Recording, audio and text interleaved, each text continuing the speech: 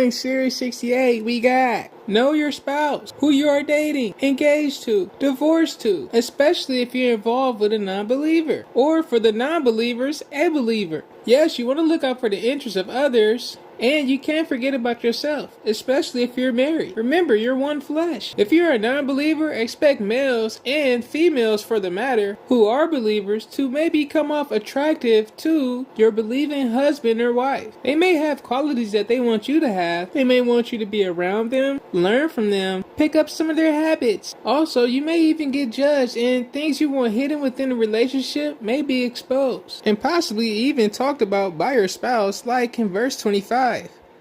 Foley is with him? Men of Belial, hey, who's the believer here? Why when another believer come around, you say that? Would she have mentioned that if they were both there? Another key point here is wives should assist their husband in all matters, regardless if they're a believer or not, and should possibly inform them on what's going on rather than taking things and doing it on their own terms. Verse 37, could shock that she spoke to someone who was from God cause him to die? Sometimes things done in hidden or in secret can have good intentions, but when they are found out, the outcome could cause and produce unwanted thoughts and assumptions. Also, as we see in the scriptures where God-fearing women can also help God-fearing men from stopping them and going too far, taking things into their own hands, like in verse 26 and also verse 33. Women are very good at helping, and a good question for you all, for yourselves, why did she bring a present?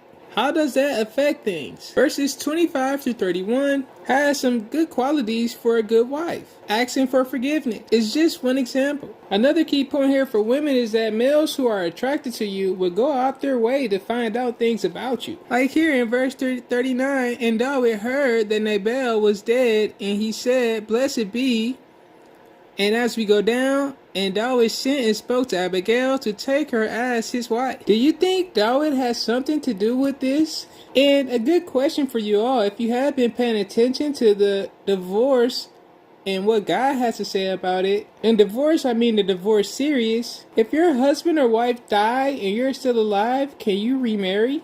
Yes or no? And what scriptures can you recall to back your answer up? Verse 33, God-fearing women are blessed by their obedience to God. Verse 37, remember she's no longer married. We see her husband was drunk. She wasn't even able to talk to him throughout this feast. Was it a huge party? No attention given. So she had to wait till morning just to give him a response. Verse 42, she hurried to her new husband. Be a faithful wife, whether you have a non-believer or a believer. Verse 44, if father-in-law involved too much, it may not end well.